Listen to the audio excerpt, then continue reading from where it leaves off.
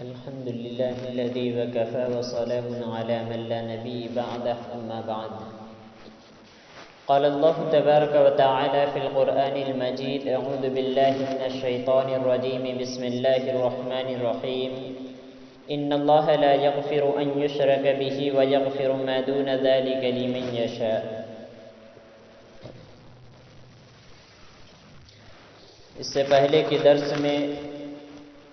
توحید کے متعلق اور توحید کے اقسام اور توحید کی فضیلت کے بارے میں بتایا گیا. اسی کے برعکس شرک ہے. جس طریقے سے اللہ تبارک و تعالی نے اور نبی کریم صلی اللہ علیہ وسلم نے توحید کی فضیلت بیان کی اور توحید پر عمل کرنے والوں کا شرف دیا اور توحید کی فضیلت بیان کی، اسی طریقے سے اس کے برعکس شرک کرنے والوں کے اللہ تبارک و تعالی نے وعید بھی سنائی. ایک شخص جو موحد ہوگا، توحید پرست ہوگا اور حقیقی اللہ تبارک و تعالی کی وحدانیت پر ایمان رکھتا ہوگا تو اس کو اللہ تبارک و تعالی نے فضیلت سنائی اور ایسے شخص کے لیے بغیر حساب و کتاب کے جنت میں داخل کیا جائے گا. اسی طریقے سے اس کے برعکس جو شخص شرک میں مبتلا ہوگا، اللہ تبارک و تعالیٰ کے ساتھ شریک کرے گا، اللہ تبارک و تعالیٰ کی وحدانیت میں وہ کسی اور کو لائے گا، تو اللہ تبارک و تعالیٰ ایسے شخص کے گناہوں کو کبھی بھی معاف نہیں کرے گا، شرک کو کبھی بھی معاف نہیں کرے گا، اور ایسے شخص کا ٹھکانہ اللہ تبارک و تعالیٰ نے جہنم بتائی ہے.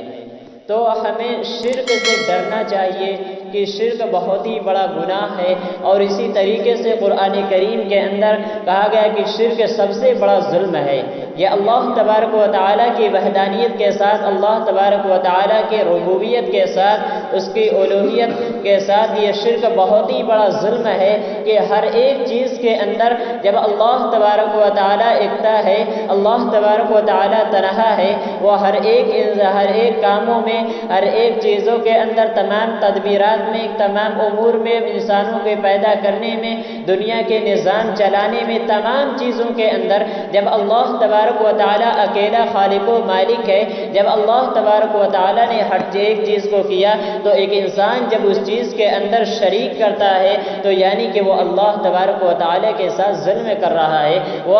اپنے نفس کے ساتھ ظلم کر رہا ہے، اور یہ بہت ہی بڑا ظلم ہے. اللہ تبارک و تعالیٰ قرآن کریم کے اندر ارشاد فرماتا ہے: ان اللہ لا یغفر ان یشرک بہ ویغفر ما دون ذلک لمن یشاء، کہ بے شک اللہ تبارک و تعالیٰ شرک کے علاوہ جسے چاہے، جس گناہ کو چاہے، اللہ تبارک و تعالیٰ معاف کر دے گا. ان اللہ لا یغفر ان یشرک، اللہ تبارک و تعالیٰ شرک کو کبھی بھی معاف نہیں کرے گا،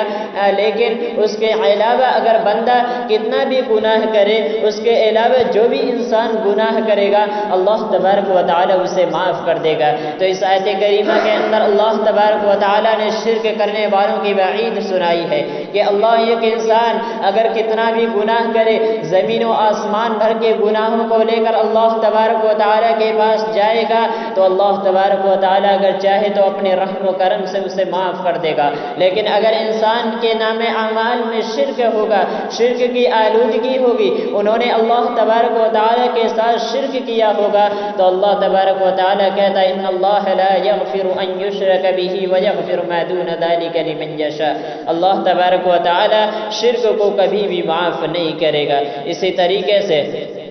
حضرت جابر رضی اللہ عنہ کی روایت میں ہے کہ اللہ کے نبی صلی اللہ علیہ وسلم نے فرمایا کہ جو کوئی اس حال میں اللہ تبارک و تعالیٰ سے ملاقات کرے کہ وہ اس کے ساتھ شرک نہیں کرتا، تو اسے اللہ تبارک و تعالیٰ جنت میں داخل کرے گا. اور اس حال میں